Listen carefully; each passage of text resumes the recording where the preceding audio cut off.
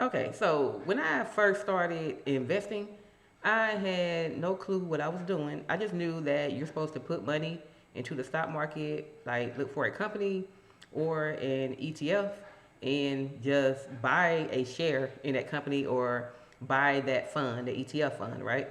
And I knew about companies, obviously, but I didn't know about companies. I knew about Apple, I've heard of McDonald's, I've heard of Google, and all these other companies. And with those ETFs, I saw that all those companies were in one exchange traded fund. So I'm like, okay, I've heard of these companies right now. Let me go ahead and buy me a ETF. And that's what I did, right? Same thing with stocks, with just the companies themselves. I didn't know what I was doing. I heard of Apple. I have an Apple phone, and it's Apple. So obviously, when you first start, you hear people talk about it a lot. I went ahead and invested money into Apple, and I didn't really do any research on that company. I just went ahead and did it because I knew that I needed to invest. And just putting my money into a bank where I was not going to make any money, my money was not going to grow sitting in the bank. I knew I had to do something different. And I've heard it, I had heard about obviously the stock market before for years, but hey, I didn't have no one to talk to me about it, and I didn't actively go and seek it out either because, I've heard of it, but I didn't necessarily know about it, right? Why I keep saying no like that? But anyway, but I still decided to take that leap, and you know what? Let me go ahead and invest into the stock market, and I'm glad that I did. Now, I did not do any research on it, which is, by the way, the first thing that you should do is do your research on a company or anything when you decide to invest. But because it was a new company or a company that everyone has heard of, I went ahead and invested. And luckily for me, everything turned out okay. Now, there has been times because I speculated about a company without doing my research, and I went ahead and invested into that company, and I can honestly say that things didn't necessarily, it didn't turn out right. But the good thing is I only started with a very small amount, so it didn't really affect me if I'm being honest with you. So that was a good thing. But, the more about that is, regardless, research. You have to do the research on the companies, right? So then I had to ask myself, okay, well, what should I be researching about? Like, what should I be looking for? So I did take a course, and it was a good course, might I add, that helped me to start investing. It was informative, and that's how I got started. But to be honest with you, I still had not did my research because the company does not. Well, that course it did not tell me how or what specifically to look for, right? And I went ahead and did that. But then, further down, I said, you know what? I really need to know what exactly does this company do and how does their finances, like what does it look like? I didn't know that information. So of course I had to go look it up. I had to find out what am I supposed to be looking at. So then I took another course, and that course was a great course right there as well. It basically showed me what I should be looking for when it comes to a company. Now, I will say that was for, let's say, if you were trading options or stock options, things like that, it was specific things to look for.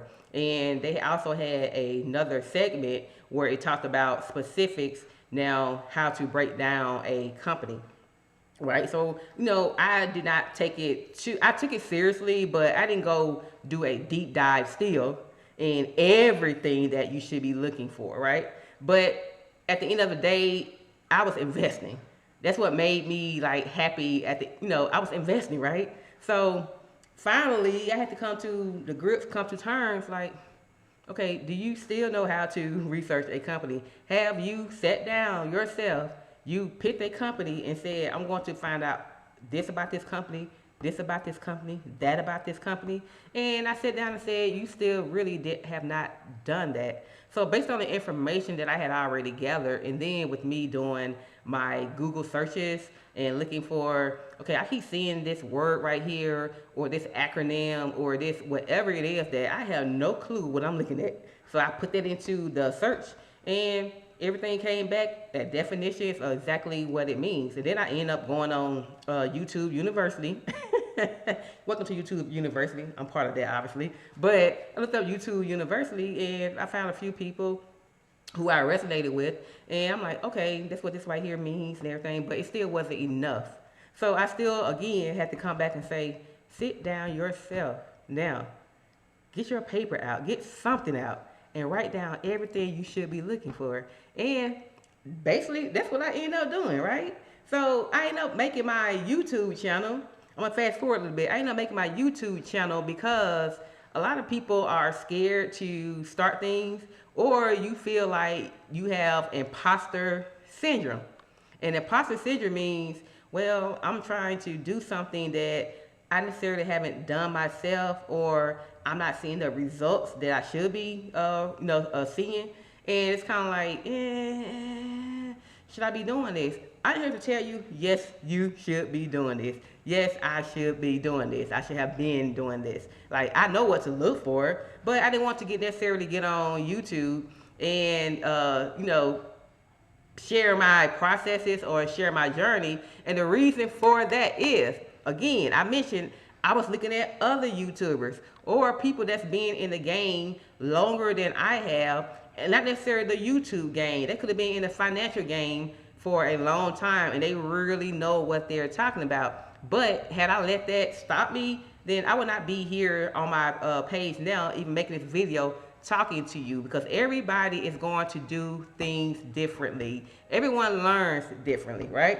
And it's just good to share your process, because no one is going to tell me that they may be now, okay, let me take that back. They may be now an expert, but at one point in time, they were a beginner. They were a beginner of something, right? You do not start off knowing every single thing. You end up learning. You learn in the process, right? So, again, at that point, let's be honest with you. I didn't know what revenue was, net income, your earnings per share, profit margin, what can I say, DE ratio, return on equity, return on invested capital. I didn't know what that was. But guess what? I end up learning what it was. And then once I do the definition, what I end up doing was, you know what? Let me convert this to a beginner definition, like beginner translation, where I don't necessarily have to use big words. I can break it down where I can understand it, but ensure that I maintain the integrity of that definition, right? So that's what I end up doing, and I cannot thank myself enough for buckling down, sitting down, and saying, you know what? Learn exactly what is earnings per share, right? What does earnings per share mean? Then why is it done? And that is like the best feeling right there. So I'm saying all of this to say, I have a friend who always says, start where you are. Oh my goodness, I'm about to mess it up. Start where you are. I'm gonna make my own. Start where you are and begin. That's not what she said. I don't know how I messed that up. But anyway, again, regardless, start where you are, right? You're not going to know everything. You're going to learn everything in the process. And I promise you, especially if it's something that you really, really want, it becomes fun, right? This is fun to me. So I've been investing now, actively investing for almost 4 years now. And I can say that I love the journey, right? I'm not an expert. I'm not even a financial expert at all. I'm not even a financial advisor. I just have a financial opinion. And that opinion is, hey, I should be investing, right? And I should be sharing the process, sharing the journey, showing myself, researching companies and everything. And I could not have done that if I did not go look at other people's YouTubes or invest in courses, because those people right there, obviously they are sharing their journey as well, and they did the same thing. They sat down, buckled down, let me learn about this, because again, they were beginners at one point. So all that being said, it's important for you to know that you can do this. You don't have to feel like it's imposter syndrome at all. Make your YouTube page. I don't care what it's about. My page specifically it's really about everything, but I do focus on how to research companies, like researching stocks, things like that. But there will be more to it as well, and that's the fun part about it. So anyway, let me get off my soapbox. If you like what you heard, leave a comment below. Like the video. consider subscribing to the channel because, as I said, I do have more coming. And share this video with someone else who you may feel they need this. And if you are that person that needs to start a YouTube page and you may feel like imposter syndrome, don't worry about everybody else. Do what you need to do. You are smart, baby. You got this. All right. I'm ending this right now. All right. Bye.